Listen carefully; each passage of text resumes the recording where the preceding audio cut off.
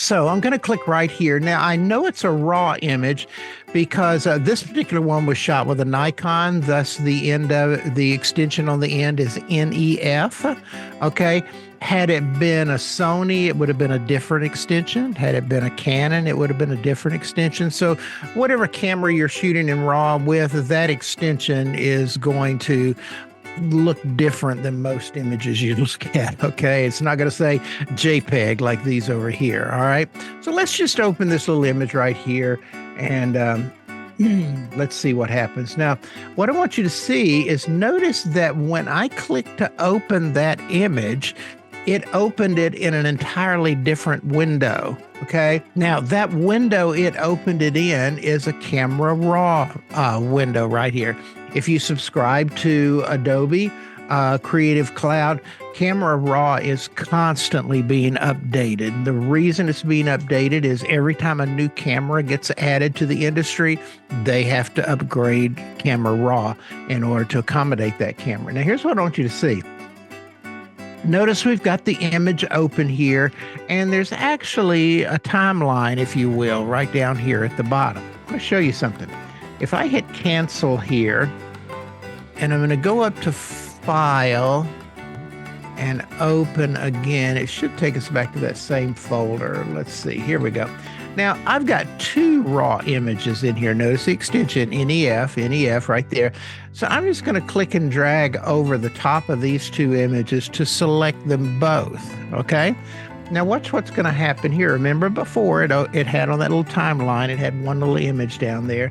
But if I hit open now, what it's going to do, it's going to have both images down here. Okay. So if I want to work on this image right here, I can just click on that one. Okay. If I want to work on this one, I can click on that one. Okay. So it makes it really nice to be able to have multiple images open at the same time to allow me to work on different pictures. Let's look over here on the right-hand side. Okay, let's see. I tell you what, y'all, let me drag this just a wee bit bigger, make it a little bit easier for you to see. That should be a little bit easier there. I hope so. So here's the deal. Notice we opened the Camera Raw, and remember I told you it's looking at a lot of data. Now, because I shot this in RAW, I've got all the data in the sky and all the data on the beach and the buildings. I've got everything is in here. So it's going to make it really easy to make these adjustments over here. Okay. All right. So here's exposure. So I can go right here and pull that little slider in exposure, and I can really overexpose it if I want to, or I can make it darker if I want to. Okay. So a lot of different ways we can go in here and change this. So maybe we'll bump the exposure up just a wee bit. We might want to add some contrast to the image to make it really stand out. See, there's no contrast and there's a whole bunch of contrast. So, you can adjust it to get it the way you want to. Highlights. The highlights are going to affect mostly what you're going to see them in is the sky up here, okay? So if I've got a sky that's really blown out, this was not blown out too bad. But if I've got one that's blown out, I can go over here and I can actually pull the highlights down and I can get more of the detail in the sky. Okay, I don't know if you can see that on this video or not, but if I go all the way up, it really pulls those highlights up. And if I bring it way down, notice I'm getting more detail in those clouds up there. Okay, so it's a personal choice, what you can work with here. Shadows, that's pretty much what it says. If you pull it to the left, it's going to close the shadows down. It's going to make them darker, right? And if I pull it to the right, it's going to open up the shadows. Notice watch this area right here along the beach, okay? Watch that area of land up there, if you will.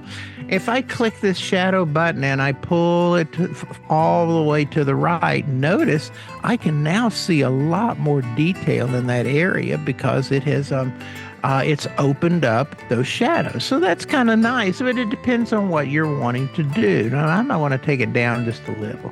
All right, the whites does exactly what it says. It's going to increase the white or decrease the white in the picture, okay? Now notice if I pull them up too high, it blows that sky out entirely. Okay, but that may be the look you're going for. All right, so you can make a lot of adjustments here. The black is going to increase the black or take the black out. Okay, if you want kind of a dark, moody picture, you might pull the blacks over a little bit. If you want it to be bright and shiny, you may want to pull it over this way. It's totally up to you what you're going to do with these sliders. Okay. Now, down here, there are a lot more sliders available to you. For instance, under effects right here, if we wanted to put a vignette around the picture, notice we can do that right here. Okay, right here inside of this. Now, all of this editing that we're doing right here in this particular area, it is non-destructive, okay? Meaning that we're not anytime we want to, we can come back into Camera Raw and we can make adjustments again. So there's a lot of settings here that you can work with.